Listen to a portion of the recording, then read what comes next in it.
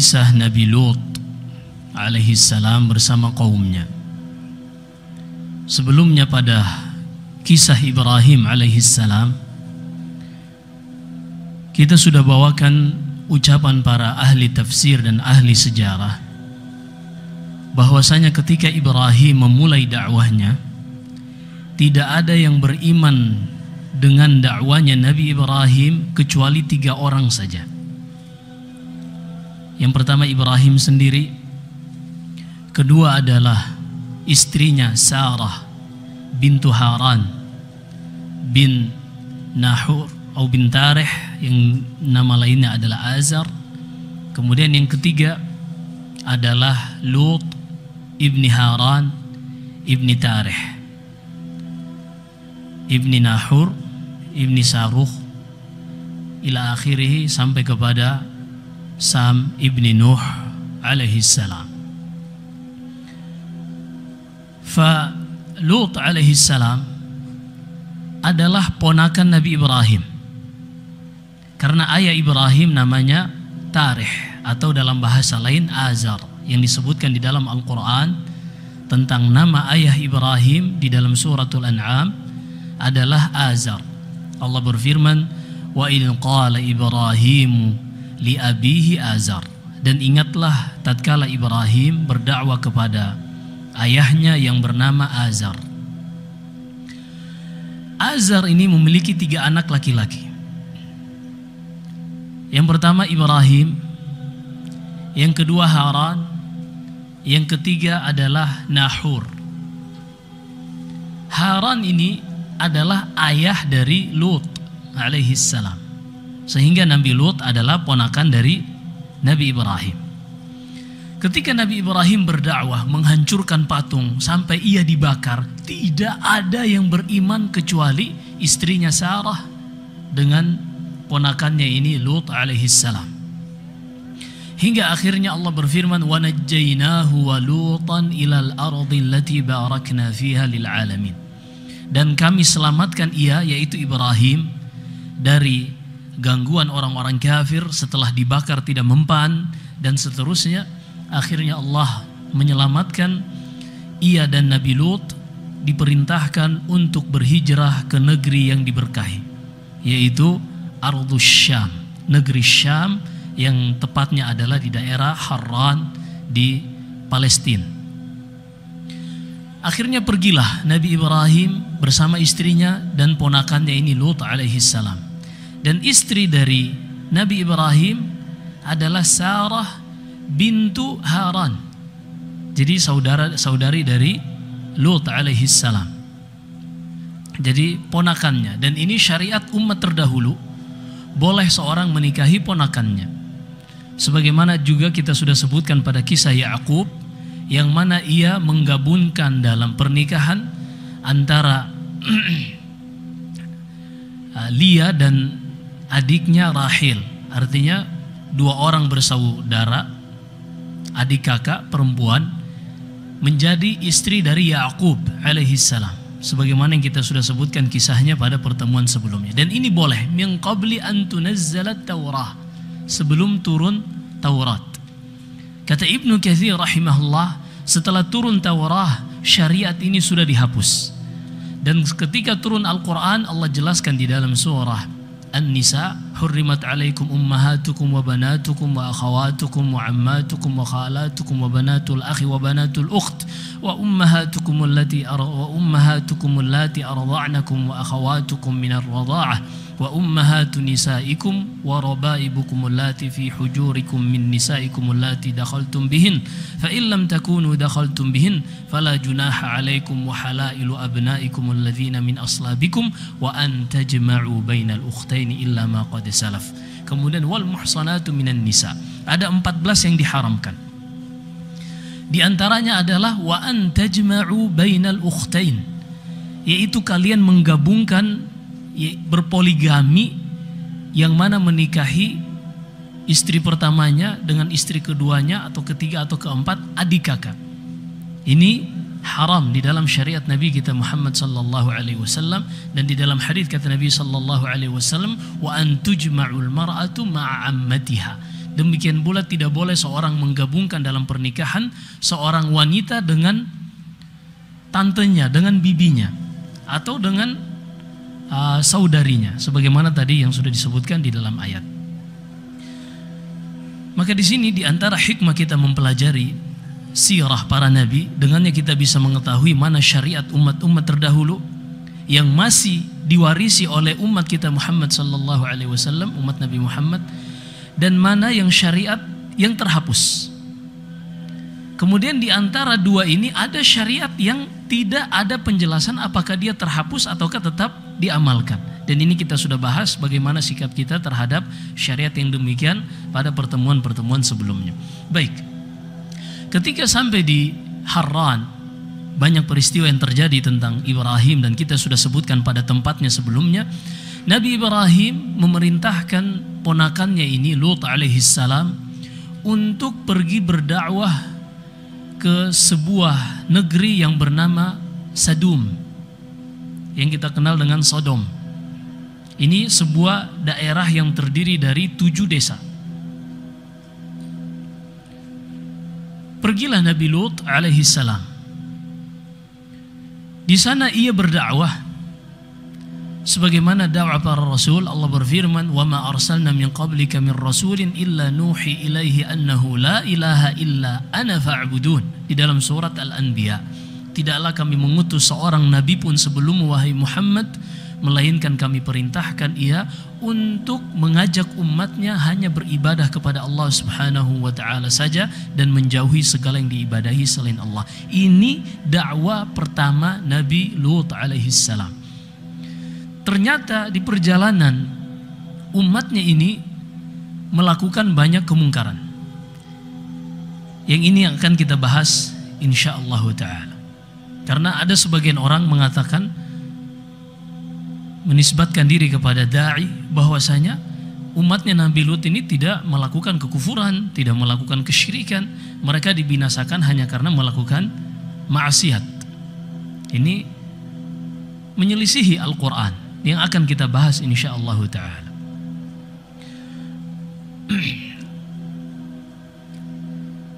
Pergilah Nabi Lut berdakwah ke negeri Sadum ini.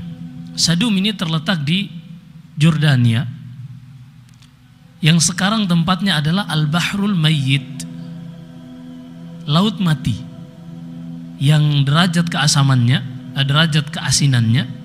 Jadi setiap 1 liter itu ada 300 gram garam. Adapun pada air laut biasa setiap 1 liter hanya 30 gram. Sehingga tidak ada makhluk hidup yang bisa hidup di tempat tersebut.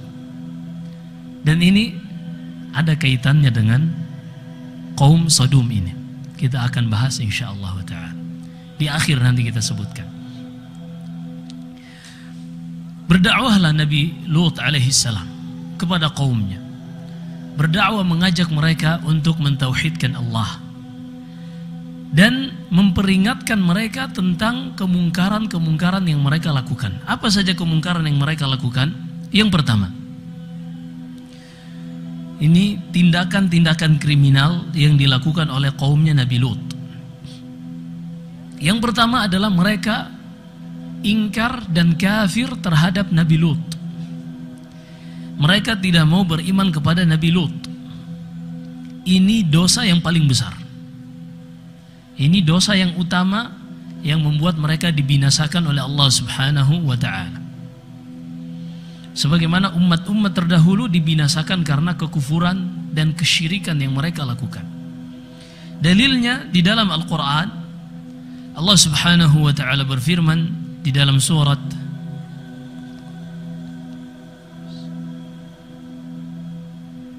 Asy-Syu'ara, kemudian di dalam surat Al-Qamar, Allah berfirman, "Kadzabat qaum Lutinil mursalin إذ قال لهم أخوهم لوط ألا تتقون."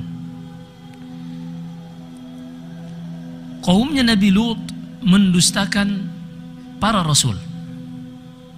Perhatikan di sini. Jadi ini dosa pertama yang Allah sebutkan di dalam surat Asy-Syu'ara tentang kriminal yang ada di tengah-tengah kaumnya Nabi Lut. Kadzabat qaum Lutinil mursalin. Kaumnya Nabi Lut mendustakan, kufur terhadap semua rasul. Berapa rasul yang diutus kepada kaumnya Nabi Lut? Satu saja, Lut ibni Haran ibni Azar. Tapi kenapa Allah berfirman kaumnya Nabi Lut telah mendustakan seluruh rasul? Di sini para ulama mengambil satu kesimpulan dalam bab akidah, yaitu kufur terhadap satu nabi atau satu rasul sama nilainya dengan kufur terhadap semua rasul. Begitu juga Allah sebutkan tentang umatnya Nabi Nuh.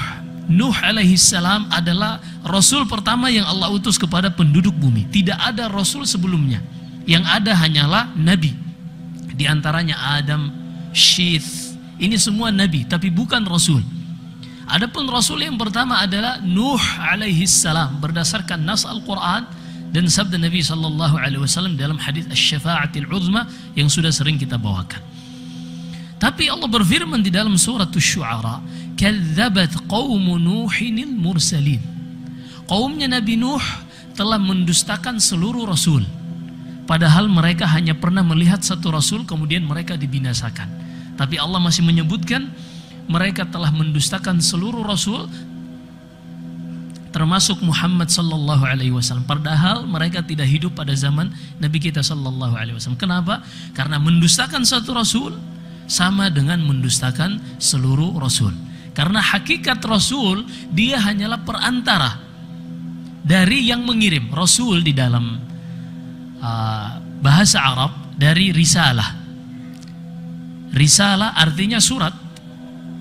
Surat ini dibawa oleh seseorang, nah yang membawa surat ini disebut rasul. Surat ini berasal dari siapa? Apakah dari rasul ini? Ataukah ada yang mengirimnya, ada yang mengutusnya? Ada yang mengutusnya.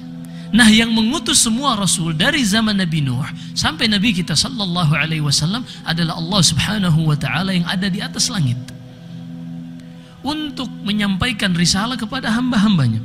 Karena Allah sudah mewajibkan terhadap dirinya, wa ma kana Allahu wa ma kunna mu'adzibina hatta nab'atsa fi ummiha rasulan yatlu 'alaihim ayatin wa ma kana Allahu muhlikal qura hatta yab'atsa fi ummiha rasulan yatlu 'alaihim ayatina wa ma kunna muhlikil qura illa wa ahluha zalimun. Tidak pernah Allah akan mengazab, membinasakan suatu negeri sampai Allah mengutus kepada negeri tersebut seorang rasul yang membacakan kepada mereka ayat-ayat Allah. Allah sudah wajibkan pada dirinya, inna alaina lal huda, wajib bagi kami untuk menjelaskan hidayah. Sementara Allah subhanahu wa ta'ala juga sudah memutuskan di dalam sunnahnya Allah tidak akan berbicara langsung kepada manusia. وَمَا كَانَ لِبَشَرٍ أَن يُكَلِّمَهُ اللَّهُ إِلَّا وَحْيًا أَوْ مِنْ وَرَاءِ حِجَابٍ أَوْ يُرْسِلَ رَسُولًا. Sehingga Allah subhanahu wa ta'ala dengan hikmahnya Allah mengutus seorang rasul sebagai ujian bagi rasul itu sendiri dan bagi umat yang diutus kepada mereka sang rasul. Maka seorang yang mendustakan rasul pada hakikatnya dia tidak mendustakan rasul tersebut. Karena rasul tadi hanya perantara antara yang mengutus dan tujuan risalah itu dikirim atau diutus. Mereka mendustakan siapa? Allah subhanahu wa ta'ala yang mengutus para rasul. Sehingga kalau kaumnya Nabi Nuh mendustakan rasul, kaumnya Nabi Lut mendustakan satu rasul, sama saja mendustakan semua rasul. Karena setiap rasul tujuan dakwanya adalah sama. Sebagaimana yang kita bacakan di dalam surat Al-Anbiya tadi, tidaklah kami utus seorang rasul sebelum wahai Muhammad, melainkan dakwanya adalah mengajak umatnya untuk beribadah hanya kepada Allah dan menjauhi segala yang diibadahi selain Allah. Ini tujuan utama dakwah para rasul. Namun mereka ada perbedaan sedikit pada tata cara melakukan peribadahan tersebut. Jadi perbedaannya pada tata cara melakukannya, bukan pada tujuan ibadah itu diserahkan. Baik. Ini yang pertama, yang dari kriminal yang dilakukan, tindakan kriminal yang dilakukan oleh kaumnya Nabi Lut adalah mereka kufur kepada Nabi Lut, mendustakan para rasul. Dan juga Allah berfirman di dalam surat Al-Qamar,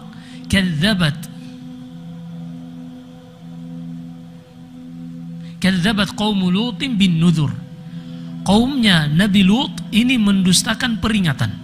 Kalau tadi mereka dustakan adalah pembawa peringatan, pembawa risalah, yaitu Rasul Nabi Lut alaihi salam. Pada surat Al-Qamar Allah sebutkan yang mereka dustakan adalah konten atau isi dari yang dibawa oleh Nabi Lut alaihi salam. Dan di antara aqidah ahli sunnah wal jamaah, sebagaimana yang disebutkan Syekh Muhammad bin Salih Al-Utsaimin rahimahullah, tidaklah Allah mengutus seorang Rasul melainkan Allah turunkan kepadanya kitab. Tidaklah Allah mengutus seorang Rasul melainkan Allah turunkan kepadanya kitab. Dengan kitab inilah Rasul tersebut membimbing kaumnya. Ibrahim diturunkan kepadanya kitab atau tidak? Diturunkan. Apa nama kitabnya? Tidak disebutkan namanya, hanya disebutkan penisbatannya. Inna hadza lafi suhufil ula, suhufi Ibrahim wa Musa. Di sini suhuf Ibrahim tidak dinamakan. Adapun suhufnya Musa disebutkan pada ayat yang lain. Apa itu? At-Taurah wa atainahu wa katabna lahu fit Taurati min kulli syai'in mau'izatan wa tafsilan li kulli syai'in fakhudha biquwwatin wa'mur qaumaka ya'khudhu bi ahsaniha sa'urikum daral fasiqin.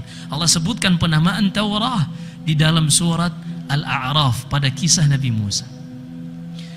Maka Syekh Ibnu Utsaimin rahimahullah menjelaskan, ahli sunnah wal jamaah meyakini bahwasanya setiap rasul Allah berikan satu kitab. Hanya saja ada dari kitab ini yang Allah sebutkan namanya dan ada yang tidak disebutkan. Beliau berlandaskan pada firman Allah di dalam suratul Hadid pada halaman terakhir paling atas sebelah kiri. Allah berfirman, "Laqad arsalna rusulana bil bayyinati wa anzalna ma'ahumul kitaba wal mizan." Kami telah mengutus rasul-rasul kami dengan bukti yang nyata dan kami turunkan kepada mereka kitab. Di sini Allah sebutkan rasul, kemudian Allah sebutkan kami berikan kepada mereka kitab. Hanya saja ada dari kitab-kitab tersebut yang disebutkan namanya sehingga wajib bagi kita untuk beriman secara spesifik. Seperti yang diturunkan kepada Musa adalah Taurah, yang diturunkan kepada Isa adalah Injil, yang diturunkan kepada Daud alaihissalam Zabur, wa ataina Dawud Zabura dalam surat An-Nisa, dan kita beriman yang diturunkan kepada Nabi kita Muhammad sallallahu alaihi wasallam adalah Al-Qur'an. Adapun selain dari ini ada yang diberikan kitab. Allah sebutkan seperti tentang Yahya ibni Zakaria. Allah sebutkan di dalam surat Maryam, "Khudhil ya Yahya khudhil kitaba biquwwah wa atainahu al-hukma sabiyya." Wahai Yahya ibni Zakaria, peganglah kitabmu dengan kuat dan kami berikan ia kenabian dalam keadaan dia masih kecil. Ini di antara nabi yang diberikan kenabian sejak kecil. Karena kebanyakan nabi menjadi nabi diangkat pada usia 40 tahun. Kecuali Zakaria dan Isa alaihimassalam. Adapun tentang Nabi Isa, qala inni abdullahi atani alkitab wa ja'alani nabiyya. Aku adalah hamba Allah, kata Isa. Beliau berbicara ketika baru lahir. Aku adalah hamba Allah, ia berikan kitab kepadaku dan ia menjadikanku nabi. Ini ketika ia baru lahir. Baik. Maka kaum Nabi Lut mendustakan kitab hidayah yang diturunkan kepada Nabi Lut lewat kitab yang diturunkan kepadanya. Kadzabat qaum Lutin bin nuzur. Kaumnya Nabi Lut telah mendustakan kitab peringatan yang dibawa oleh Nabi Lut. Apa nama kitab Nabi Lut? Wallahu a'lam. Tapi kita meyakini Allah telah menurunkan kitab kepada Nabi Lut. Begini ahli sunnah wal jamaah ketika meyakini salah satu rukun iman dari 6 rukun iman, yaitu al-iman bi kutubillah, beriman akan kitab-kitab yang telah Allah turunkan kepada rasul-rasulnya. Ada keimanan yang sifatnya umum, yaitu tadi kita sebutkan tidak ada seorang rasul pun melainkan Allah turunkan kepadanya kitab, dan ada keimanan secara spesifik, yaitu nama-nama yang sudah Allah sebutkan kepada rasul dan juga kandungan yang terdapat khususnya di dalam Al-Quran. Dan di antara keimanan juga adalah kita mengimani apa yang disebutkan dari Ahlul Kitab, baik dari Taurat atau Injil, dan dibenarkan oleh Al-Quran. Ini di antara konsekuensi beriman kepada kitab. Wa qulu amanna bima unzila ilaina wa unzila ilaikum wa ilahuna wa ilahukum wahid wa nahnu lahu muslimun. Sebagaimana Allah sebutkan di dalam suratul Ankabut, katakan kepada mereka wahai Muhammad, kepada Ahlul Kitab, kami beriman kepada yang diturunkan kepada kami dan kami beriman kepada yang diturunkan untuk kalian. Tapi yang diturunkan kepada kalian yang dari Allah, bukan yang ditambah-tambah oleh rahib-rahib, oleh pendeta-pendeta kalian. Ini biar tidak diselewengkan lagi oleh orang-orang liberal. Oh, berarti kita harus toleransi dong. Iya, karena kan Allah mengatakan wa qulu amanna bima unzila ilaina wa unzila ilaikum. Dan katakan kepada mereka wahai Muhammad, kami beriman kepada apa yang diturunkan kepada kami dan apa yang diturunkan kepada kalian wahai Ahlul Kitab. Injil, Taurat, Zabur dan seterusnya. Berarti harus toleransi dong. Iya. Nah, ini kita beriman selama itu adalah benar-benar yang datang dari Allah, bukan tambahan-tambahan dari Ahlul Kitab. Lalu bagaimana caranya mengetahui ini tambahan atau original? Bagaimana caranya? Cara yang paling tidak ada keraguan adalah ketika Al-Quran menurunkan bahwasanya itu syariat umat terdahulu. Artinya Allah menukilkan, ini loh syariat umat terdahulu diturunkan kepada kalian. Contohnya di dalam surat Al-Maidah Allah berfirman, wa katabna 'alaihim fiha anna an-nafsa bin-nafsi wal 'aina bil-'aini wal anfa bil-anfi wal udhuna bil-udhuni was-sinna bis-sinni wal juruha qisas. Dan kami wajibkan bagi mereka di dalam Taurat, yaitu orang yang membunuh jiwa tanpa hak dibunuh, mereka wajib dikisos. Nah, ini adalah syariat yang Allah turunkan di dalam Taurat, kemudian Allah nukilkan kepada kita di dalam Al-Quran. Maka yang seperti ini wajib kita imani. Paham ini? Ini tidak ada keraguan. Adapun yang dinukil langsung dari Taurat atau dari Injil, ini para ulama tidak mengambil hukum. Yang mereka ambil hanyalah kisah-kisah tambahan-tambahan yang bisa mungkin diarahkan membantu kita untuk memahami perjalanan para nabi seperti yang dilakukan Ibnu Katsir, Ibnu Ishaq. Tapi kalau misalnya yang diambil dari Taurat atau Injil menyelisihi waqi', menyelisihi apa yang disebutkan dalam Al-Quran atau hadis, maka wajib ditolak. Dan ini kita sudah sebutkan rincian pada pertemuan sebelumnya.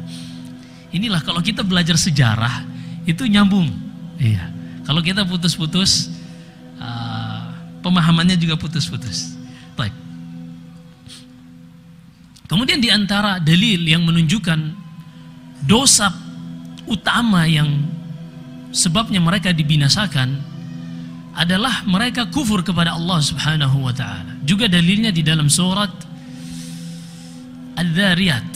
Allah berfirman, fa akhrajna man kana fiha minal mu'minin.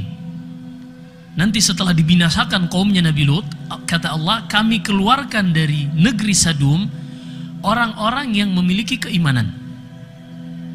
Berarti yang tidak memiliki keimanan dibinasakan. Kalau tidak memiliki keimanan berarti mereka kafir. Yang ada hanya muslim kafir, tidak ada tengah-tengah. Lalu munafik di mana Ustaz? Munafik kafir. Iya, munafik kafir.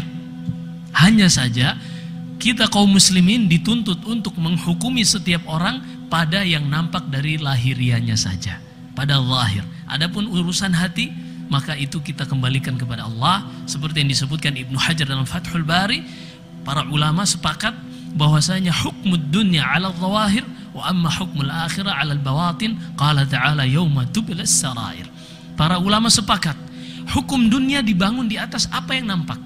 Ketika seorang mengatakan la ilaha illallah, wajib dijaga hartanya, wajib dilindungi darahnya, dan wajib dijaga kehormatannya.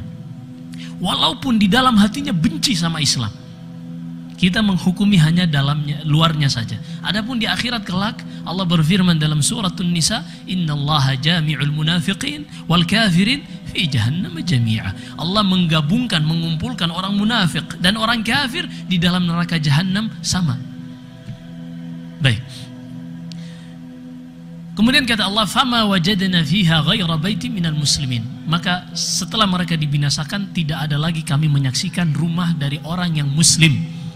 Karena yang nanti kita akan sebutkan, setelah Nabi Lut berdakwah dan berdakwah, lama berdakwah, menghabiskan hampir sekitar 40 tahun atau lebih. Iya, karena kalau kita kembali kepada sejarah Ibrahim alaihissalam diusir oleh kaumnya usia berapa? Masih muda, usia fatan. Allah sebutkan di dalam Al-Quran, qalu sami'na fatan yadhkuruhum yuqalu lahu Ibrahim. Ketika kaumnya melihat patung-patung mereka sudah dihancurkan, mereka bertanya, siapa yang menghancurkan ini? Kita sudah sebutkan rincian ceritanya. Lalu sebagian mengatakan, kami mendengar seorang anak muda, fatan. Anak muda itu usia fatan, belum sampai 40. Itu fatan. Nah, ketika itu Nabi Ibrahim diselamatkan oleh Allah dari bakaran api. Berarti Nabi Ibrahim meninggalkan kaumnya pada usia sebelum 40. Sampai ke negeri Harran, Ibrahim menyuruh Lut pergi ke Sadum. Kapan Allah binasakan kaumnya Nabi Lut? Ketika datang untuk memberi kabar gembira kepada Ishak, kepada istrinya Sarah akan kelahiran Ishak. Dan kita sudah sebutkan Nabi Ibrahim dianugerahi Ishak pada usia 100 tahun. Dianugerahi anaknya yang pertama Ismail pada usia 86 tahun. Dan jarak antara Ismail dengan Ishak adalah 14 tahun. Sehingga Ishak ini diberikan kabar gembira kepada Ibrahim oleh 3 malaikat, Jibril, Mikail dan Israfil pada usia 100 tahun atau 99 tahun. Intinya sekitar itu. Kira-kira berapa lama Nabi Lut berdakwah kepada kaumnya? Sangat panjang, 40 tahun lebih. Iya, karena dari usia kalau kita ambil misalnya fatan minimalnya 40 misalnya, sampai Ibrahim 100 tahun berarti usia 60 tahun. Lama sekali Nabi Lut berdakwah. Tapi tahukah berapa yang beriman? Allah berfirman, nanti kita akan sebutkan, fa asri bi ahlika bi qita'in minal laili wa la yaltafit minkum ahadun illa imra'atak innahu musibuha ma asabahum inna mau'idahum as-subh alaysa as-subhu biqarib. Kita akan sebutkan nanti, masih rahasia. Kemudian tindakan kriminal yang juga dilakukan oleh kaumnya Nabi Lut setelah kekufuran adalah dosa yang sangat besar yang tidak akan dilakukan orang yang masih memiliki akal sedikit pun, bahkan hewan pun jijik untuk melakukannya. Atatuna dzukrana minal alamin wa tadharuna ma khalaqa lakum min azwajikum bal antum qaumun adun. Kata Nabi Lut kepada kaumnya, wahai kaumku, di mana akal kalian? Alaysa minkum rajulun rasyid? Tidak adakah di antara kalian yang masih memiliki akal untuk berpikir sedikit saja? Kok bisa-bisanya kalian melakukan hubungan seksual sesama laki-laki? Dan kalian tinggalkan para wanita-wanita yang sudah Allah ciptakan sebagai pasangan kalian. Ini Nabi Lut heran. Atatuna dzukrana minal alam. Kok bisa? Alaysa minkum rajulun rasyid? Di mana akal kalian? Ini laki-laki loh. Kalian juga laki-laki. Saya jeruk makan jeruk. Ini keheranan Nabi Lut alaihissalam. Tapi subhanallah, orang yang diuji dengan penyakit ini segera bertobat kepada Allah subhanahu wa ta'ala. Karena kebanyakan orang-orang yang diuji dengan penyakit seperti ini, tidak ada satu agama pun yang bisa mencegah mereka. Rata-rata orang-orang yang hidup tanpa agama. Nasallahu salam wal afiyah. Makanya di cerita-cerita tentang kaumnya Nabi Lut, saya sendiri dengan sedikitnya referensi yang saya baca, hampir tidak ada ahli sejarah yang menyebutkan mereka memiliki patung atau satu objek sembahan. Tidak ada. Yang ada hanyalah mereka mengingkari orang yang melarang mereka melakukan nafsu mereka. Karena orang seperti ini tidak ada yang bisa mengatur mereka. Yang ada di pikiran mereka bagaimana memuaskan nafsu bahimiyah ini, nafsu kebinatangan ini, na'udzubillah. Binatang aja nggak mau. Ata'tuna dzukrana minal wa tadharuna ma khalaqalakum min azwajikum. Ini loh wanita-wanita cantik. Ini masih manusia-manusia dulu, masih jarak antara mereka dengan Nabi Adam belum terlalu jauh. Jarak mereka kepada Nabi Adam belum terlalu jauh. Dan penciptaan manusia yang paling sempurna adalah pada Nabi Adam alaihissalam. Wala yazalul khalqu yanqusu hatta al-an. Kemudian kata Rasulullah, Nabi Adam itu diciptakan tingginya adalah 60 hasta dengan rupa yang paling indah. Kemudian rupa manusia dan bentuk jasad manusia makin lama makin menyusut, makin berkurang sampai sekarang. Artinya semakin dekat zaman mereka kepada Nabi Adam alaihissalam, maka rupa mereka semakin cantik, semakin menawan. Tapi ternyata subhanallah, mereka lebih memilih bermain pedang. Nasallahu alaihi wasallam. Akhirnya namanya bermain pedang pasti lecet dan luka. Na'udzubillahi min dzalik. Ini loh istri-istri keren. Dan subhanallahil azim, benar kata Nabi Lot, alaisa minkum rajulur rasyid. Enggak ada yang punya otak di antara kalian. Itu tuh tempat buang najis. Subhanallahil azim. Kalau mungkin ada orang disuruh tuh masukin di knalpot, ih jorok kotor, ya itu najis wal iyadzu billah. Kok bisa? Nabi Lot heran, alaisa minkum rajulur rasyid. Mana akal kalian? Kalau seandainya seorang mau berpikir sedikit saja, maka orang-orang yang diuji dengan musibah, penyakit ini, tidak ada kata terlambat untuk bertobat. Allah subhanahu wa ta'ala dalam Sahih Muslim atau selainnya kata Nabi sallallahu alaihi wasallam, inna allaha yabsutu yadahu bil lail liyatuba musi'un nahar wa yabsutu yadahu bin nahar liyatuba musi'ul lail. Allah senantiasa di malam hari membentangkan tangannya untuk menerima taubat dari orang-orang yang melakukan dosa di siang hari yang mereka ingin bertobat. Dan di siang hari Allah selalu membentangkan tangannya untuk menerima taubat dari orang-orang yang mungkin di malam hari mereka melakukan dosa. Semuanya kita berdosa. Tentunya masing-masing dengan tingkatan dosa yang berbeda-beda. Bahkan manusia yang paling sempurna yang Allah ciptakan pun berdosa. Adam alaihissalam. Bahkan dosanya sangat berat kata Nabi Musa. Antal ladzi akhrajtana minal jannah. Wahai Adam kata Nabi Musa dalam Sahih Bukhari dan selainnya, engkau yang mengeluarkan kami loh dari surga Adam. Begitu Nabi Musa komplain kepada Nabi Adam. Begitu besarnya dosa Nabi Adam alaihissalam. Tapi apa kata Allah? Fatalaqqa Adamu min rabbih kalimat.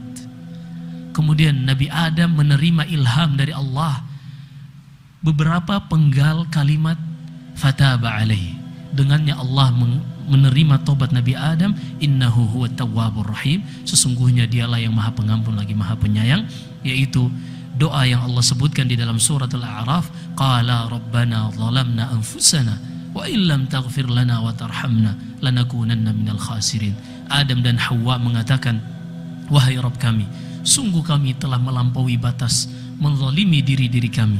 Kalau seandainya engkau tidak mengampuni kami, sungguh kami menjadi orang-orang yang merugi. Maka orang-orang yang diuji dengan penyakit ini, penyakit homoseksual, baik itu laki-laki dengan laki-laki ataupun perempuan dengan perempuan, ketahuilah itu ujian dari Allah subhanahu wa ta'ala. Dan itu penyakit. Dan yang namanya penyakit, yang namanya dosa, selalu Allah subhanahu wa ta'ala membukakan tangannya untuk menerima taubat kita. Tidak ada kata terlambat untuk bertaubat. Akan tetapi tentunya tidak setiap kasus akan kita sikapi sama.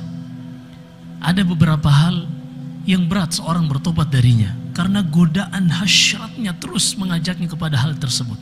Maka yang seperti ini, hijrahlah. Hijrah, benar-benar hijrah dengan merealisasikan 3 syarat taubah. Yang pertama, seorang menyesal telah melakukan dosa tersebut.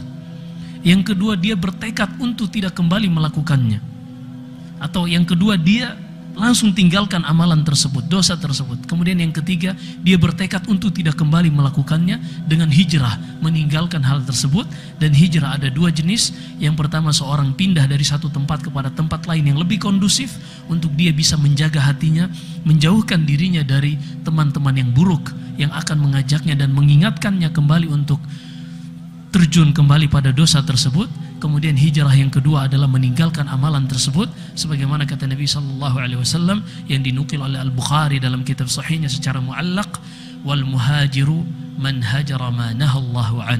Dan seorang yang berhijrah, dia dikatakan sebagai muhajir adalah ketika dia meninggalkan apa yang Allah Subhanahu wa taala haramkan. Baik. Di antara dosa dan tindakan kriminal yang dilakukan oleh Nabi Lut, kaumnya Nabi Lut, astagfirullah, kaumnya Nabi Lut adalah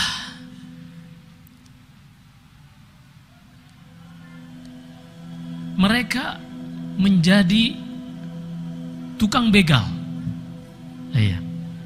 Allah berfirman di dalam surat Al-Ankabut, wa taqta'una as-sabila wa ta'tuna fi nadikumul munkar. Mereka taqta'una as-sabil, mereka ini menjadi begal. Jadi setiap orang yang lewat dibegal. Begal harta dan begal yang itu. Na'udzubillah. Astaghfirullahaladzim. Begal kemaluan judulnya. Sallallahu alaihi wasallam. Jijik mengucapinya aja jijik. Na'udzubillah. Juga mereka di majelis-majelis mereka, kata Allah, wa ta'tuna fi nadikumul munkar, melalui lisan Nabi Nuh, Nabi Lut, kata Nabi Lut, dan kalian melakukan di majelis-majelis tempat nongkrong kalian perkara-perkara yang munkar. Artinya mereka berbicara tanpa ada yang mengingatkan. Di antara yang mereka lakukan di majelis-majelis mereka, mereka melakukan hubungan laki-laki dengan laki-laki di majelis tersebut secara terang-terangan. Ini di antaranya.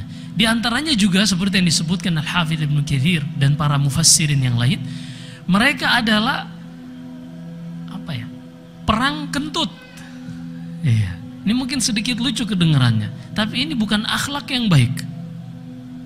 Seorang kentut diarahkan kepada saudaranya dan seterusnya, dan tidak ada yang melarang. Lalu mereka tertawa terbahak-bahak.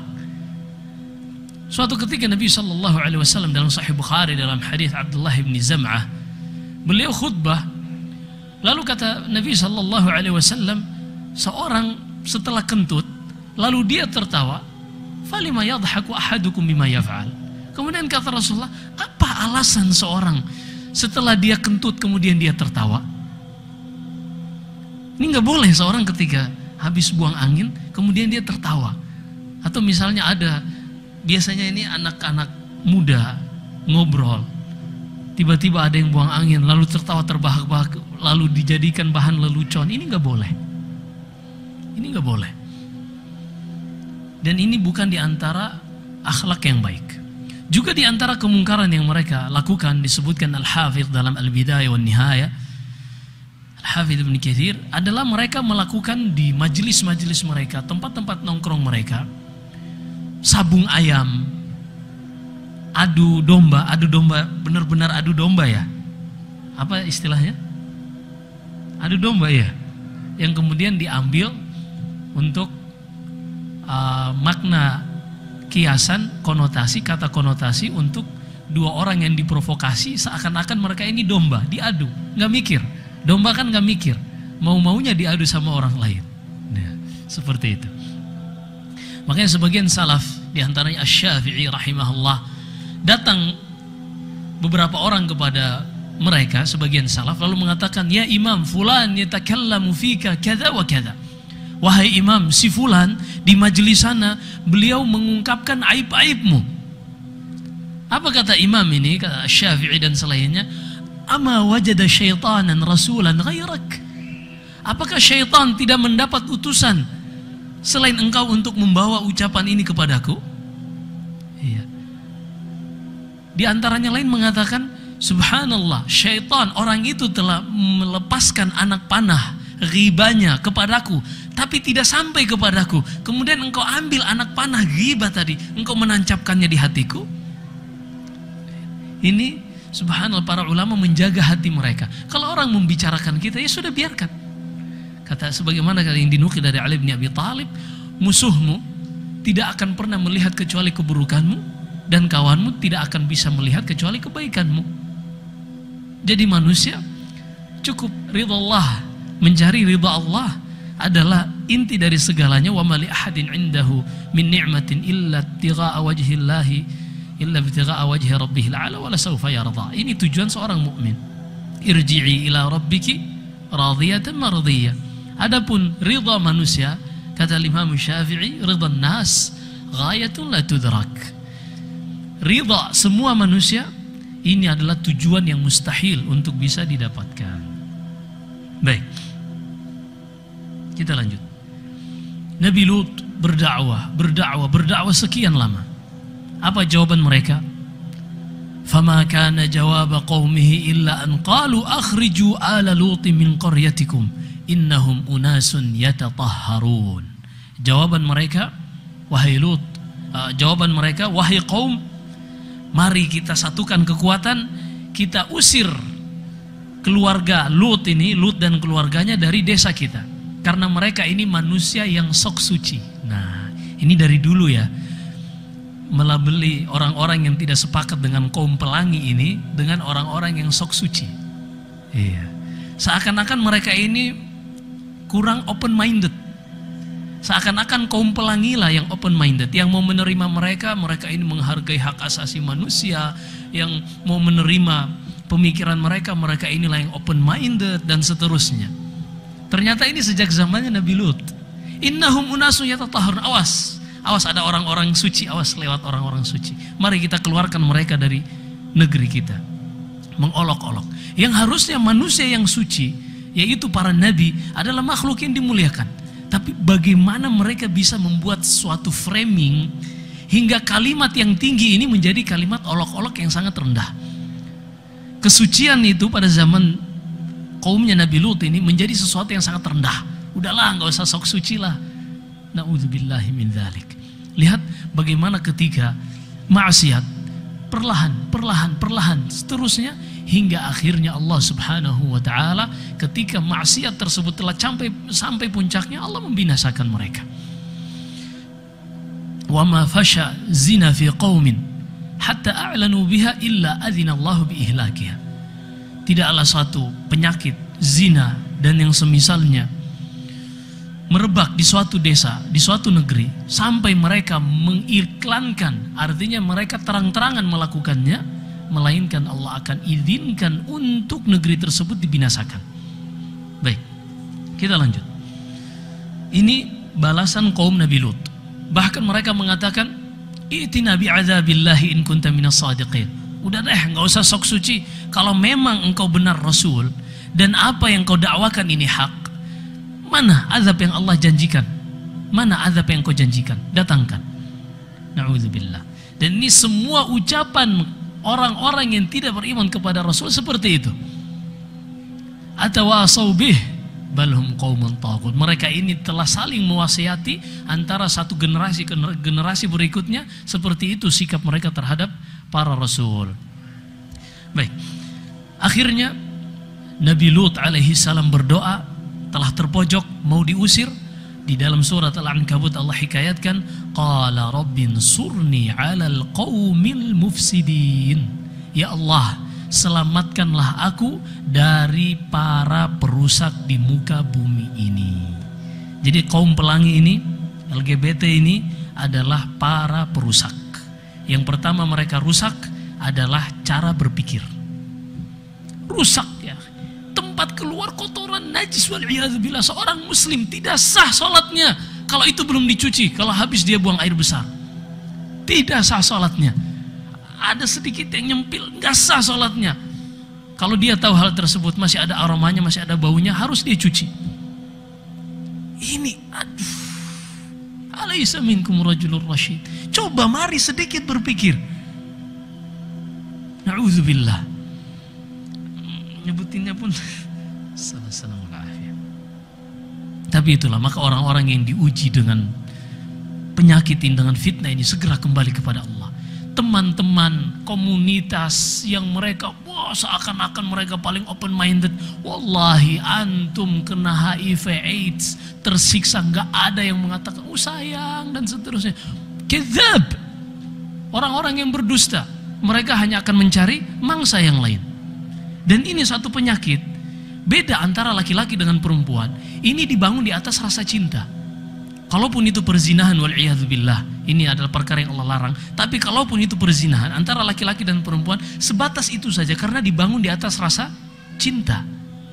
Nah, laki-laki dengan laki-laki ini dibangun di atas nafsu, mau orang yang paling jelek dan seterusnya, sikat. Na'udzubillah. Bahkan nanti kita akan sebutkan ketika datang tamunya Nabi Lut, 3 orang, mereka nggak berpikir siapa mereka, langsung sikat. Ada barang baru, sikat. Na'udzubillah. Akalnya hilang. Makanya kata Nabi Lut alaihi salam, qala rabbi ansurni 'alal qaumil mufsidin. Ya Allah, sudahlah. Habis, putus asa Nabi Lut. Hatta idza stai'asa ar-rusul. Putus asa Nabi Lut, sudah berdakwah, tidak ada yang mau beriman. Justru mereka semakin mencari barang baru terus, objek baru terus, korban baru lagi. Sampai kata Nabi Lut, ya Allah, sudahlah kalau gitu, selamatkan aku dan binasakan saja kaum ini. Nabi Lut, hamba yang bertakwa kepada Allah subhanahu wa ta'ala. Kita lanjutkan insyaAllah habis salatul isya. Wallahu a'lam, sallallahu wasallam ala nabiyina Muhammad.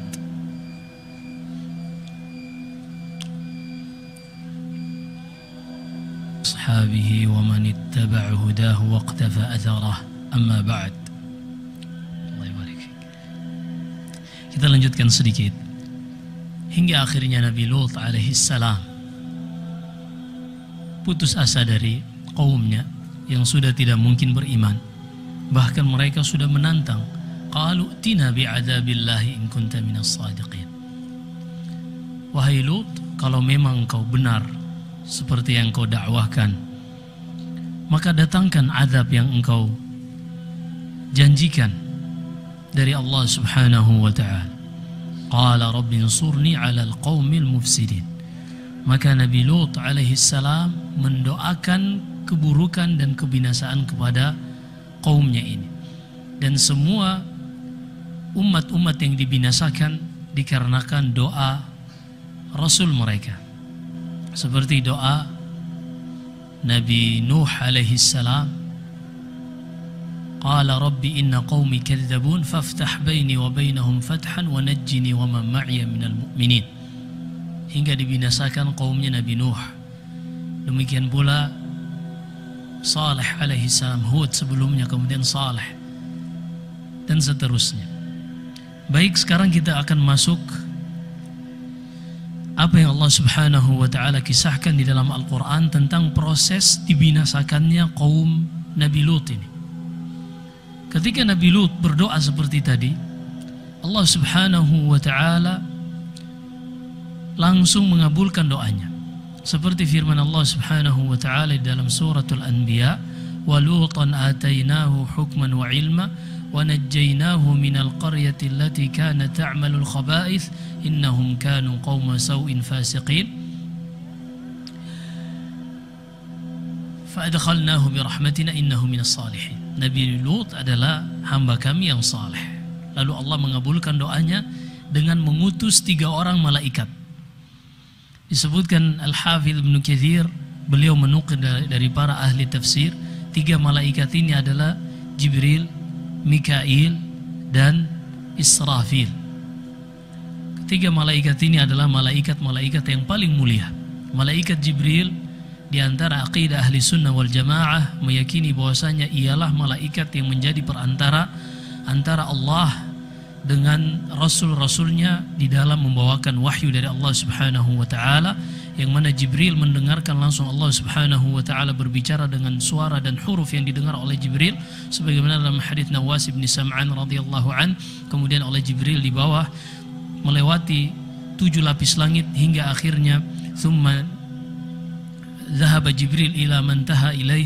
Kemudian Jibril alaihi salam membawa wahyu ini kepada rasul-rasul yang Allah subhanahu wa ta'ala pilih dari kalangan manusia. wa innahu laqawlu rasulin karim dhi quwwatin 'inda dzil 'arsy makin muta'in thumma amin. Ini adalah Jibril alaihi salam yang sangat kuat dan amanah di sisi Allah Subhanahu wa taala dan dipercaya oleh seluruh penduduk langit, ditaati oleh seluruh penduduk langit. Malaikat yang paling mulia adalah Jibril alaihi salam yang diwakilkan untuk membawa ruh yang menjadi penghidupan bagi manusia. Allah berfirman dalam surat Al-Qasas, wa kadzalika auhayna ilaika ruhan min amrina.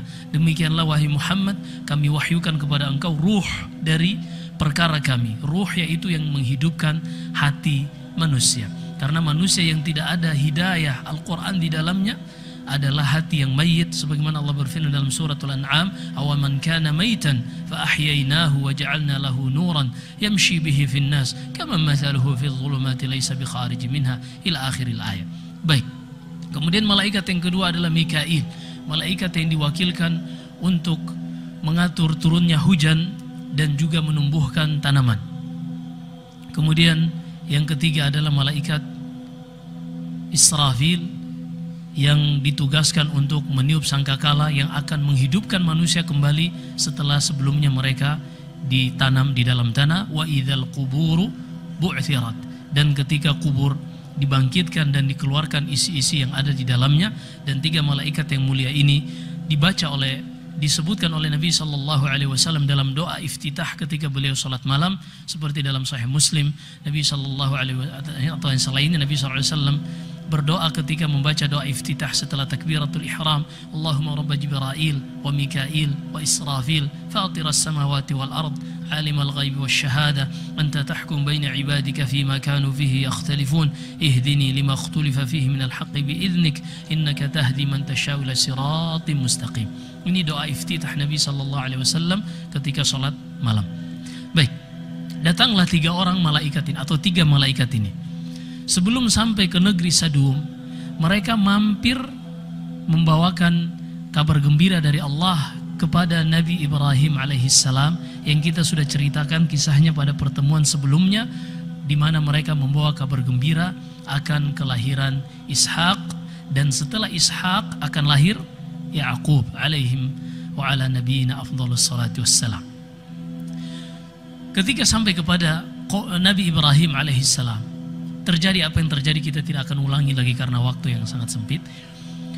Kemudian mereka mengatakan setelah Ibrahim sadar mereka ini adalah malaikat karena mereka tidak mau memakan makanan. Lalu kata para malaikat, inna qalu la takhaf inna ursilna ila qaumin mujrimin. Dalam ayat lain, inna ursilna ila qaumi Lut. Jangan takut wahai Ibrahim, karena sesungguhnya kami ini diutus kepada kaumnya Nabi Lut. Falamma dhahaba an Ibrahim ar-raw' wa ja'athu al-bushra yujadiluna fi qaumi Lut. Ketika sudah tenang Ibrahim, sudah tidak takut akan tiga orang tamunya ini, bahwasanya mereka rasul utusan dari Allah, para malaikat, dan telah diberikan kabar gembira akan kelahiran Ishak dari istrinya Sarah ini, Nabi Ibrahim memulai membuka tema baru di dalam berbicara kepada para tamunya yang tiga malaikat ini. Yujadiluna fi qaumi Lut. Nabi Ibrahim mendebat rasul-rasul kami tentang kaumnya Nabi Lut.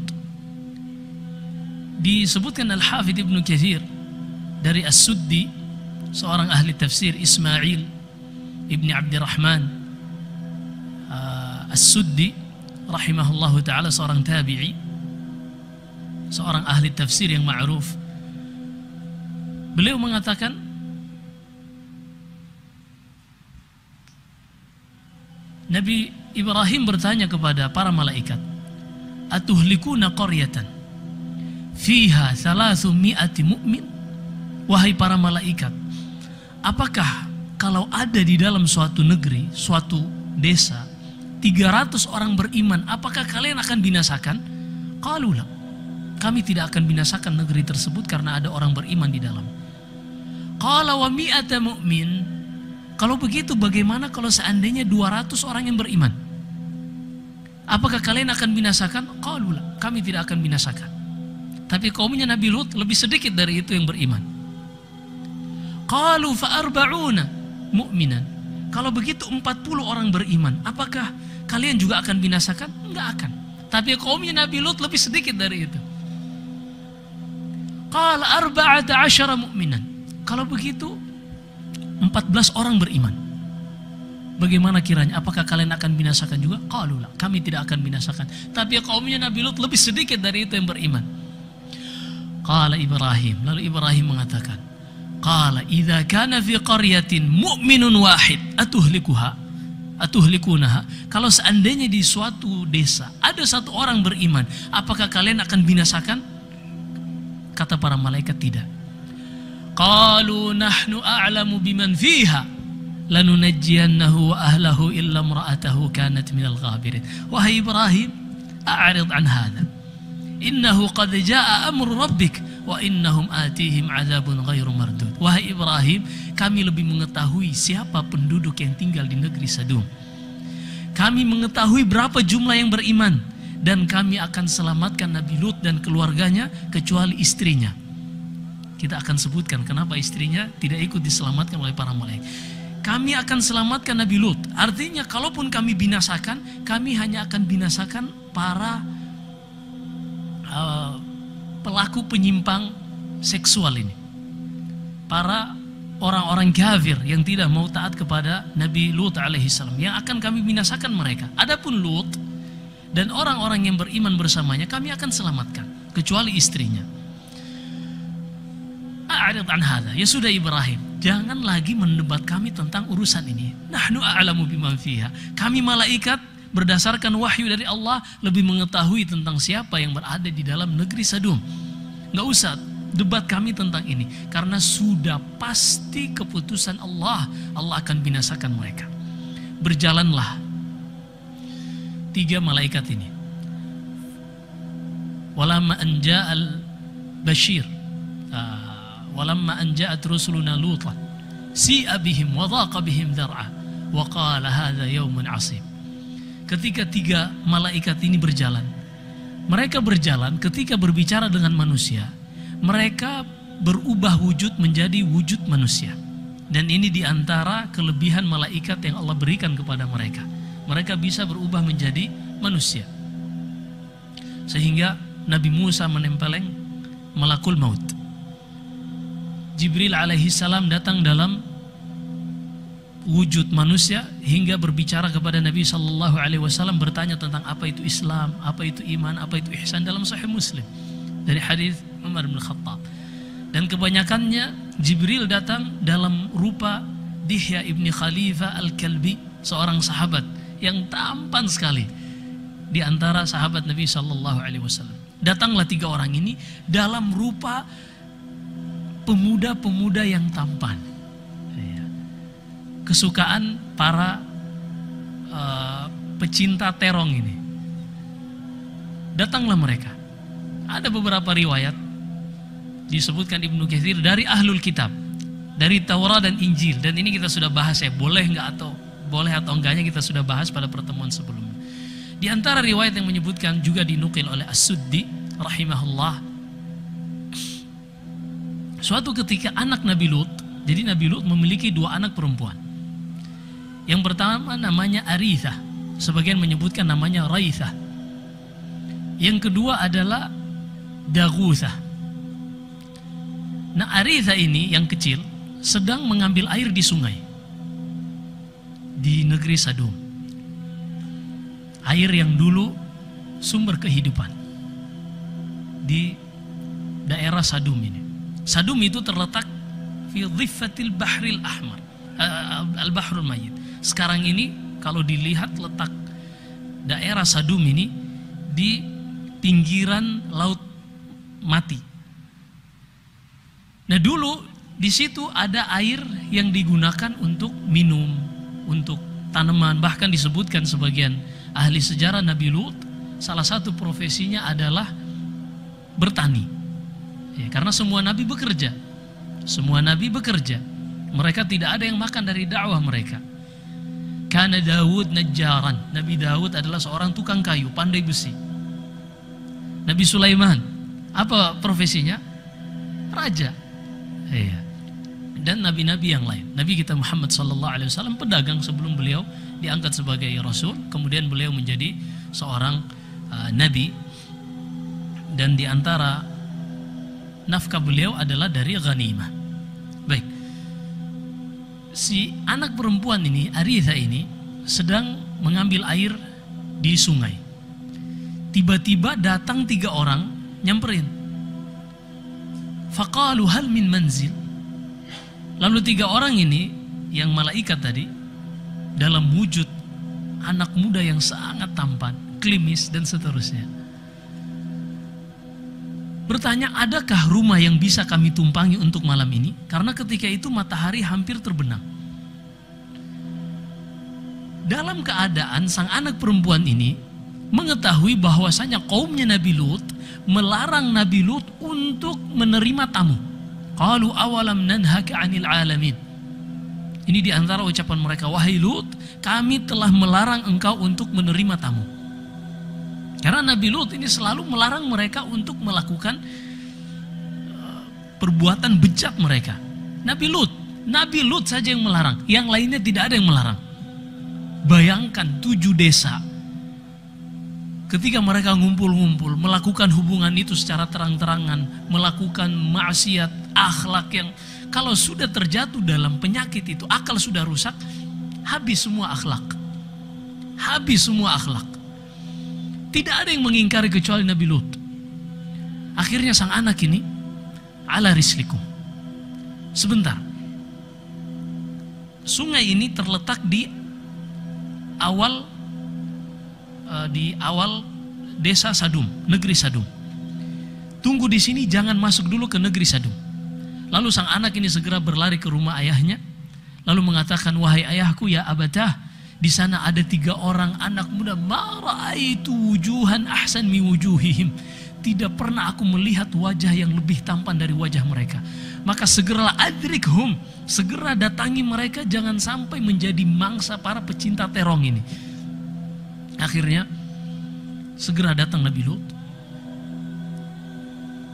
Lalu kata Nabi Lut, hadza yaumun asib. Ini musibah ini. Kedatangan tamu yang tampan-tampan seperti ini musibah. Pertama karena Nabi Lut sudah dilarang oleh kaumnya. Kemudian yang berikutnya, Nabi Lut tidak ingin menjadikan tamunya ini sebagai korban berikutnya. Fayu'arid alaihim kalam. Al-ma'arid. Akhirnya Nabi Lut mengatakan, sebenarnya di desa sebelah itu lebih bagus kalau kalian datangi. Desa sini orangnya akhbasun nas, manusia yang paling bejat di negeri ini. Gak usah masuk ke negeri ini. Ternyata sebagian ahli tafsir menyebutkan, sengaja para rasul ini, para malaikat ini diutus untuk mendengar, jangan langsung membinasakan kaum Nabi Lut sampai mereka mendengarkan langsung Nabi mereka mempersaksikan tentang kaum mereka. Karena Nabi, Rasul diutus, fakaifa idza ji'na min kulli ummatin bisyahid wa ji'na bika ala haula'i syahida. Lalu bagaimanakah wahai Muhammad kalau sekiranya di hari kiamat kelak kami datangkan dari setiap umat saksi bagi mereka, yaitu Rasul yang diutus kepada mereka, dan kami datangkan engkau sebagai saksi bagi umat ini. Maka Nabi Lut pun menceritakan, ini manusia paling bejat di negeri ini, jangan masuk negeri ini. Tapi mereka tetap, ini sudah malam, matahari hampir tenggelam. Akhirnya ya sudahlah, hadza yaumun asib. Itulah kata Nabi Lut alaihissalam, sungguh ini adalah hari yang akan berat kita lewati malam ini. Masuklah mereka ke rumah Nabi Lut. Tidak ada yang mengetahui satupun dari penduduk negeri kecuali orang yang berada di dalam rumah Nabi Lut. Dan salah satu yang berada di dalam rumah Nabi Lut ketika itu Nabi Lut, kedua anak yang kita sudah sebutkan tadi, dan istrinya yang bernama Walihah. Adapun istri Nabi Nuh, Waligah. Sebagaimana disebutkan Ibnu Katsir, istri Nabi Lut adalah Walihah. Nah ternyata Walihah ini tidak beriman kepada dakwanya Nabi Lut. Salah satu yang kufur kepada dakwanya Nabi Lut adalah Walihah ini, istri Nabi Lut sendiri. Ternyata setelah para tamu ini masuk, Walihah ini, istri Nabi Lut, bersegera keluar lalu mengabarkan kaumnya, ada barang baru, ta'al. Iya. Ada barang baru nih, korban berikutnya di rumah Nabi Lut. Ma ra'aitu wujuhan ahsana min wujuhim. Kata istri Nabi Lut ini, tidak ada wajah yang lebih tampan dari wajah mereka. Langsung kaumnya Nabi Lut mendengar seperti itu, ngiler langsung. Faja'ahu qaumuhu yuhra'una ilaihi wa min qablu kanu ya'maluna sayyi'at. Kata Allah, yuhra'un ay yusri'un. Langsung datang kaumnya berlari segera. Padahal sebelumnya ini mereka sudah melakukan banyak maksiat. Nabi Lut pun mengunci diri di dalam kamar, di dalam rumahnya bersama tamunya dan kedua anaknya. Mereka menunggu di pintu, gedor-gedor pintu. Nabi Lut keluar. Nabi Lut menasehati mereka, melarang mereka, ini perbuatan keji, ini perbuatan, dan seterusnya. Walaqad rawaduhu an dhaifih. Mereka pun meminta, ayo keluarkan tamumu. Awalam nanhaka 'anil alamin. Bukankah kami sudah larang kalau ada yang masuk ke negeri ini, jangan engkau yang menerimanya. Udah ada protokoler, kami yang menerima tamu. Kami yang akan muliakan mereka dengan cara kami, wal'iyadzu billah. Akhirnya Nabi Lut mengatakan, qala haula'i banati hunna atharu lakum fattaqullaha wa la tukhzuni fi dhaifi alaysa minkum rajulun rasyid. Wahai kaumku, wanita-wanita, anak-anak wanitaku. Di sini setiap nabi bagi umat yang diutus mereka adalah ayah bagi mereka. Sebagaimana dalam qiraah sebagian sahabat pada firman Allah dalam suratul Ahzab, an-nabiyyu aula bil mu'minina min anfusihim wa azwajuhu ummatuhum wa huwa abun lahum. Wa huwa abun lahum, ini tambahan dari qiraah sebagian sahabat seperti dinukil Ibnu Katsir. Nabi itu lebih utama bagi kaum muslimin untuk dihormati, untuk didahulukan dari diri-diri mereka sendiri. Dan istri-istri Nabi adalah ibu-ibu kaum mukminin. Kemudian dalam tambahan qiraah, wa huwa abun lahum, dan Nabi kita adalah ayah bagi kita semua. Sehingga Nabi Lut ketika kaumnya ini yang sudah menggebu-gebu ini mendatangi rumah Nabi Lut meminta korbannya, meminta tamunya ini, qala haula'i banati hunna atharu lakum. Wahai kaumku, sudahlah, ini anak-anakku, anak-anak perempuanku, artinya penduduk negeri tersebut dari kalangan wanita. Hunna atharu lakum, mereka itu lebih sesuai dengan fitrah manusia. Di alam semesta ini ada positif dan negatif. Wa min kulli syai'in khalaqna zawjayn la'allakum tadhakkarun. Dan segala sesuatu yang ada di alam semesta ini, kata Allah, kami ciptakan berpasangan. Coba antum pakai sendal, dua-duanya kanan. Kira-kira dibilang apa tuh kalau lagi di pertemuan resmi? Kan lucu. Seperti itu, semua di alam semesta ini Allah ciptakan berpasang-pasangan, laki-laki dengan perempuan. Ini normalnya. Hanya kan mereka ini orang-orang yang abnormal, yang kita sudah sebutkan tadi, wal'iyadzu billah. Akhirnya para tamu tadi pun mengatakan, qalu ya Lutu inna rusulu rabbika fala yasilu ilaik. Wahai Lut, sebenarnya kami ini adalah utusan malaikat dari Rabbmu, dari Allah Subhanahu wa ta'ala. Jangan takut. La takhaf wa la tahzan, inna munajjuka wa ahlak. Kami akan selamatkan engkau dan keluargamu, illa mura'ataka kanat minal ghabirin. Kecuali istrimu, dia tidak ikut melakukan hubungan di luar manusia normal ini. Nabi Lut tidak. Semua nabi tidak ada istrinya yang menyimpang dari sisi penyimpangan seksual, tidak ada. Atau berzina, tidak ada. Semua nabi Allah sucikan istri-istri mereka. Tapi di antara nabi, istri-istri mereka ada yang tidak beriman. Seperti istri Nabi Nuh dan istri Nabi Lut. Allah berfirman dalam surat At-Tahrim, wa daraballahu mathalan lil ladzina kafaru imra'ata Nuhin wa imra'ata Lut. Allah berikan permisalan bagi orang-orang kafir, istrinya Nabi Nuh dan istrinya Nabi Lut. Mereka hidup dalam rumah kenabian, tapi mereka tidak beriman, menunjukkan hidayah itu milik Allah, bukan milik para nabi. Para nabi hanya memiliki penjelasan, hidayatul irsyad wal ilm. Adapun hidayah berupa taufik, dan beramal adalah dari Allah Subhanahu wa taala. Sebaliknya, istri Fir'aun, Asia, yang hidup di tengah rumah kerajaan Fir'aun yang mengaku faqala anna rabbukumul a'la. Akulah Tuhan kalian yang paling tinggi. Ini ucapan Fir'aun. Tapi ternyata kata Allah, wa daraballahu mathalan lil ladzina amanu imra'ata Fir'aun. Dan Allah berikan permisalan bagi orang-orang beriman, istri Fir'aun hidup di tengah-tengah orang kafir tapi dia beriman kepada Allah Subhanahu wa taala, menunjukkan hidayah ini tidak memilih ras, tidak memilih nasab, tidak memilih jabatan, tidak memilih strata sosial masyarakat. Siapapun yang Allah berikan, innaka la tahdi man ahbabt walakinnallaha yahdi man yasha. Baik. Akhirnya Jibril alaihi salam keluar, fatamasna a'yunahum, menampar wajah-wajah kaumnya Nabi Lut ini hingga mereka pun buta. Mereka buta.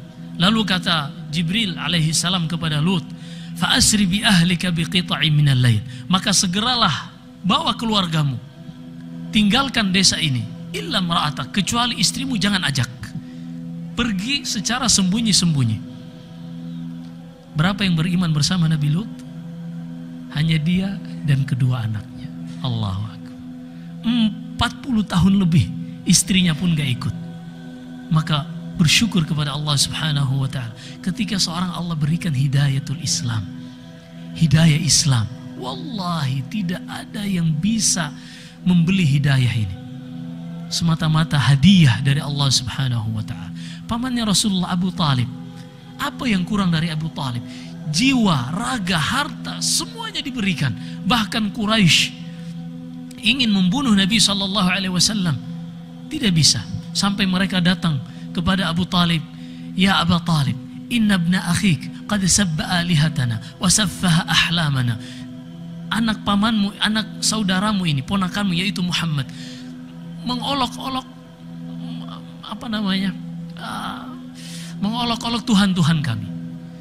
Kemudian beliau ini meremehkan keyakinan-keyakinan nenek moyang kami. Kalau seandainya dia ingin mencari harta, kami akan kumpulkan semua harta orang-orang Quraisy hingga ia menjadi orang paling kaya di tengah kami. Kalau dia inginkan perempuan, kami akan carikan wanita Quraisy yang paling cantik, kemudian kami nikahkan dia.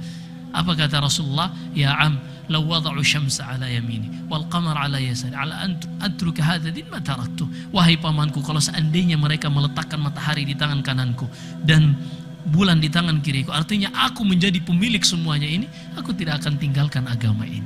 Begitu mahalnya hidayah dari Allah Subhanahu wa taala, tapi Allah berikan kepada siapa saja yang ia kehendaki. Baik. Akhirnya pergilah Nabi Lut alaihi salam beserta dua anaknya saja. Hanya 3 orang yang beriman. Apakah Nabi Lut gagal? Kalla wallah. Ini semata-mata hidayah dan Allah ingin memperlihatkan hikmahnya kepada siapa saja yang berdakwah di jalan Allah Subhanahu wa taala untuk tidak terburu-buru melihat, menantikan hasil buah dari dakwahnya. Wah, kita udah dakwah sekian puluh tahun, kok yang ikut cuma sedikit?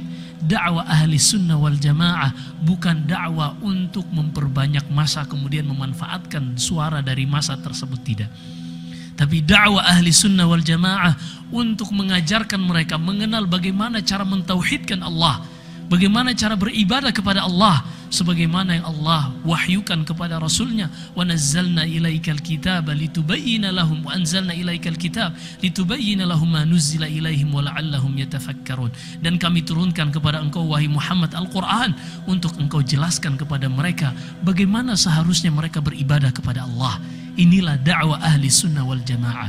Bukan dakwah yang mengatakan gagal ketika mereka hanya memiliki pengikut sekian dengan sekian.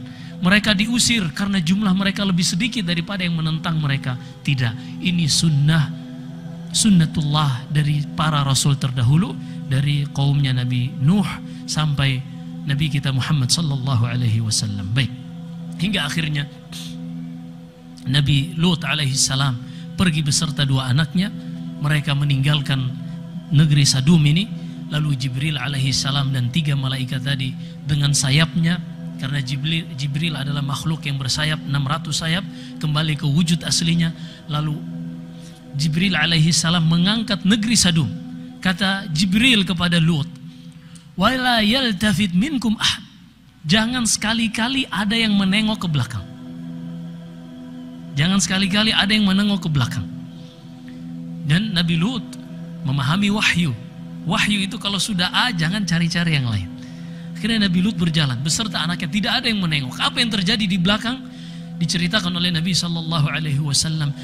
Jibril alaihi salam mengangkat dengan sayapnya negeri Sadum, diangkat ke atas sampai penduduk langit, para malaikat yasma'una nibahal kalb, mereka mendengar suara gonggongan anjing kaum Nabi Lut dan suara ayam, suara ayam jantan, suara kokok ayam jantan. Penduduk langit mendengarnya. Begitu dekatnya diangkat dan begitu tingginya diangkat. Nasallallahu alaihi wasallam. Setelah itu apa yang terjadi? Dibalik. Falamma jaa amruna ja'alna 'aliyaha safilaha. Ketika datang keputusan Allah, azab mulai diturunkan kepada mereka, Allah jadikan atas permukaan bumi yang mereka pijak menjadi bawahnya. Diangkat dulu ke atas, tidak langsung dibalik, tapi diangkat dulu ke atas sampai mendekati langit, lalu dibalik, kemudian dijatuhkan ke bawah. Tidak cukup sampai di situ. Linursila alaihim hijaratan min sijilin mamdud. Dan setelah itu dilemparkan kepada mereka batu dari langit yang panas. Dan setiap batu itu musawwamatan. Kata Al-Hafidz Ibnu Katsir, setiap batu panas yang dilemparkan kepada mereka yang sudah jatuh ke bumi ini bertuliskan nama setiap orang yang kena batu tersebut. Dilemparkan seperti itu. Sampai akhirnya begitu buruknya perbuatan mereka ini, sungai yang tadinya dipakai untuk hidup mereka, menunjang hidup mereka, menjadi sungai yang tidak bisa dimanfaatkan. Itulah al-bahrul mayyit, laut mati sebagaimana disebutkan oleh ahlul kitab. Nasallahu alaihi. Tidak ada makhluk yang bisa hidup di situ, karena itu adalah sisa-sisa dari azab kaumnya Nabi Lut. Nasallahu alaihi. Ini ucapan sebagian ahli tafsir. Baik. Maka binasalah kaumnya Nabi Lut, dan itulah sunnatullah pada siapa saja yang menyelisihi fitrah. Di antara yang pertama adalah fitrah untuk mengesahkan Allah Subhanahu wa taala, beribadah hanya kepada Allah, juga fitrah baik itu dalam urusan seksual dan selainnya. Islam mengatur semuanya, dan risalah Allah, wahyu Allah mengatur semua ini. Dan Allah Subhanahu wa ta'ala menjamin kita dengan takdirnya, kemudian Allah mengatur kita dengan syariatnya. Pahami ini, Allah menjamin kita dengan takdirnya sehingga tidak ada yang kita khawatirkan di muka bumi ini, dan Allah mengatur kita dengan syariatnya sehingga kita hidup dengan mencapai maslahat di muka bumi ini. Ya ayyuhalladzina amanu stajibu lillahi walir rasuli idza da'akum lima yuhyikum. Maka semua apa yang Allah syariatkan terdapat kemaslahatan dan kehidupan bagi kita semua. Wallahu alam. Kemudian kata Allah menceritakan tentang kaum Syuaib yang kita akan sebutkan pada pertemuan berikutnya. Di antara ucapan Syuaib, ya qaumi la yajrimannakum shiqaqi ayusibakum mithlu ma asaba qauma nuhin aw qauma hudin aw qauma salih wa ma qaumu lutin minkum biba'id. Dan kaum Lut bagi kalian tidaklah jauh. Wa ma hiya minadh zalimina biba'id. Dan apa yang dilakukan oleh Allah kepada kaumnya Nabi Lut ini tidak jauh dari orang-orang yang melakukan perbuatan sama dengan kaumnya Nabi Lut. Sehingga di madhab Asy-Syafi'i dan juga madhab Imam Ahmad Al-Hambali, orang-orang yang melakukan perbuatan homoseksual ini, mereka disiksa dengan dirajam. Karena Allah berfirman, "Linursila 'alaihim hijaratan min sijil." Dilempari dengan batu-batu. Kalau dirajam itu digalikan dengan lubang, disisakan kepala, kemudian dilempari dengan batu, tidak terlalu besar, tidak terlalu kecil, hingga mati. Baik dia sudah menikah ataupun belum menikah. Ini untuk hukum perbuatan homoseksual ini pada madhab Syafi'i dan madhab Ahmad. Adapun madhab Abu Hanifah seperti dinukil Ibnu Katsir rahimahullah, mereka ini dijatuhkan dari gunung disertai dengan lemparan batu. Na'udzubillah, ini adalah perbuatan kaum yang sangat buruk. Tidak pernah ada yang melakukan homoseksual ini sebelum datangnya kaum Nabi Lut. Dan ini juga berlaku bagi perempuan dengan perempuan, laki-laki dengan laki-laki, semuanya menyelisihi fitrah. yang kita kenal dengan kaum pelangi, mereka ingin memperindah ucapan-ucapan, julukan-julukan bagi mereka. Tapi tetaplah terong-terong, jeruk lawan jeruk, tetap jeruk lawan jeruk. Nasallallahu salamul afiyah. Yang namanya pedang dengan pedang pasti berdarah-darah. Nasallallahu salamul afiyah. Baik, kita cukupkan sampai di sini. Bagi yang kita ulangi, bagi yang diuji dengan penyakit ini, dengan fitnah ini, dengan musibah ini, segera kembali kepada Allah. Tidak ada yang tidak sembuh. Ma anzalallahu da'an illa wa anzala ma'ahu syifaan. Tidak pernah Allah menurunkan satu obat, melainkan Allah juga menurunkan penawarnya. Alimahu man alima wa jahilahu man jahila. Akan tetapi ada yang mengetahui dan ada yang tidak mengetahui obat dari penyakit tersebut. Demikian pula Allah senantiasa membentangkan tangannya untuk menerima manusia yang bertobat hingga matahari terbenam hingga matahari terbit dari barat dan nyawa sudah sampai di kerongkongan. Apabila ada benar yang semata-mata datangnya dari Allah, ada kesalahan dan kekurangan famina minasyaitan. Wa astaghfirullahi wa lakum wa akhiru da'wana alhamdulillahirabbil alamin. Mohon maaf sudah terlalu panjang. Wa akhiru da'wana alhamdulillahirabbil alamin. Wa sallallahu wasallam baraka nabiyina Muhammad. Subhanakallahumma bihamdik asyhadu an la ilaha illa anta astaghfiruka wa atubu ilaik. Wassalamu alaikum warahmatullahi wabarakatuh.